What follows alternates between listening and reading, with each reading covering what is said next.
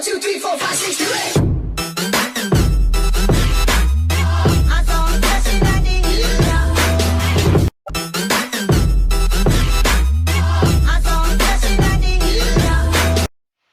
സെൻ-വെനാൻസ് end effect principle.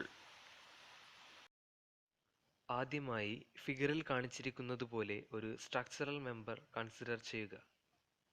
B എന്നത് സ്ട്രക്ചറിൻ്റെ width ആണ് ഡിനോട്ട് ചെയ്യുന്നത്.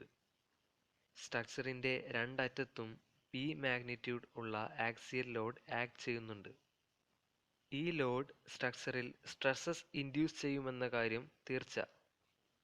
According to Saint Venant's end effect principle, when loading is applied at a point on a body, it tends to create a stress distribution that becomes more uniform at regions removed from the point of application.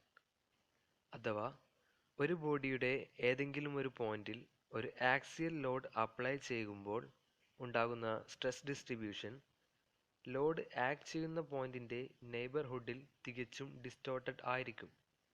എന്നാൽ ഈ പോയിന്റിൽ നിന്നും അകലം പാലിക്കുന്ന മറ്റു ഭാഗങ്ങളിൽ distribution uniform ആയിരിക്കും.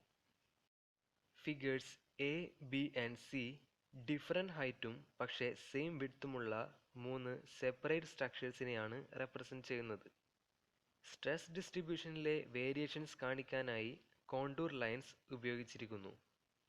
ഫിഗറിൽ ലോഡിംഗ് പോയിന്റിന് സമീപം ഡിസ്റ്റോർട്ടഡ് ആയ സ്ട്രെസ് ഡിസ്ട്രിബ്യൂഷൻ വളരെ വ്യക്തമായി കാണാവുന്നതാണ്. എന്നാൽ ഏകദേശം മധ്യഭാഗത്തോടടുക്കുമ്പോൾ ഈ വേരിയേഷൻസ് മാഞ്ഞു പോകുന്നതും കാണാം. In short, localized deformation occurs at each end and the deformations decrease as measurements are taken further away from the ends. This is Sen-Venant's end effect principle.